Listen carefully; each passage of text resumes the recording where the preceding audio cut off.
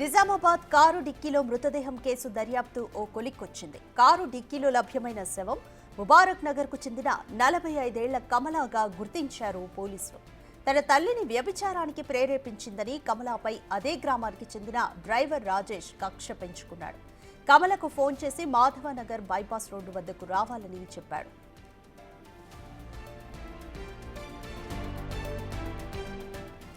ఆమె అక్కడికి చేరుకోవడంతో అదే రోడ్డులో కొంత లోపలికి తీసుకెళ్లి బండరాళ్లతో కొట్టి హత్య చేశాడు. మృతదేహంపై తాటిపత్రి రాళ్లను కప్పి ఇంటికి వచ్చాడు. ఆ తర్వాత అద్దెకు కారు తీసుకుని హత్య చేసిన ప్రదేశానికి వెళ్లాడు. మృతదేహాన్ని తాటిపత్రిలో చుట్టి డిక్కీలో ఎక్కించి అక్కడి నుంచి అతివేగంతో ఆర్మూరు వైపు వెళ్తుండగా మాక్లూరు ఠాణా పోలీసులు అనుమానించారు. డిక్కీలోని తాటిపత్రి బయటకు కనిపించడంతో గంజాయి తరలిస్తున్నాడనే అనుమానంతో కారును వెంబడించారు. దాస్ నగర్ సమీపంలోని కాలువ వద్ద కారును ఆపి తనిఖీ చేయగా డిక్కీలో మహిళ మృతదేహం కనిపించింది. నిందితుడిని ప్రశ్నించగా జరిగిన విషయం చెప్పాడు.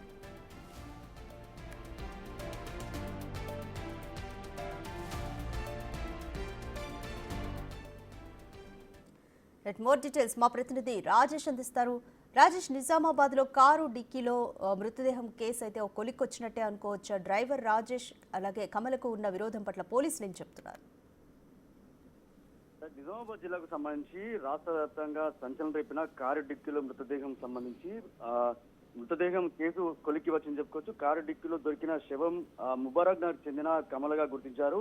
తన తల్లికి వ్యభిచారానికి ప్రేరేపించే విధంగా కమలపై కక్ష కట్టుకున్నాడు రాజేష్. దీంతో ఆ తల్లిని ప్రతిసారి ఊకే ఏదైతే వ్యభిచార కూపంలోకి దింపేందుకు ప్రయత్నిస్తున్న నేపథ్యంలో రాజేష్ కి గ్రామస్తులు కావచ్చు, ఇతరులు కావచ్చు, వచ్చిన ఫోన్ కాల్స్ కావచ్చు, లేకపోతే తీవ్ర ఇబ్బందులు ఎదుర్కొన్న నేపథ్యంలో కమలని గ్రామం నుంచి తీసుకొచ్చి కమలను కారులో బైపాస్ రోడ్డులో గల తీసుకొచ్చి బండరాయితో కొట్టి చంపాడు రాజేష్. అయితే ఈ నేపథ్యంలో మృతదేహం కారు డిక్కీలో కుక్కిన తర్వాత ఎవరైతే కమల మృతదేహం కారు డిక్కీలో పెట్టాడు. దీంతో అక్కడి నుంచి ఆ వాహనాన్ని స్పీడ్ గా తీసుకెళ్తున్న నేపథ్యంలో అక్కడ పెట్రోలింగ్ చేస్తున్న పోలీసులు ఎవరైతే ఉంటారో ఆ పోలీసులకి అనుమానం వచ్చింది. స్పీడ్ గా వెళ్తున్న కారుని ఛేదించారు. అక్కడ ఛేదించిన తర్వాత ఆ కారుని ఏదైతే తనిఖీలు చేసిన నేపథ్యంలో కారు డిక్కీ ఓపెన్ చేస్తే మృతదేహం కనబడడంతో ఒక్కసారిగా పోలీసులు కంగు తిన్నారు. కారును వెంబడించిన తర్వాత అక్కడ కారు చెకింగ్ చేసిన సందర్భంలో డిక్కీలో శవం కనబడడంతో కమల శవంగా గుర్తించారు. అప్పుడే ఉన్నతాధికారులకు సమాచారం ఇచ్చారు. రాజేష్ ని అదుపులోకి తీసుకున్నారు. అసలు ఏం జరిగిందనే కోణంలో నిన్న నుంచి కూడా తీవ్రంగా విచారణ చేస్తున్నారు. ఈ నేపథ్యంలో ప్రస్తుతం అయితే రాజేష్ పోలీసుల అదుపులో ఉన్నాడు.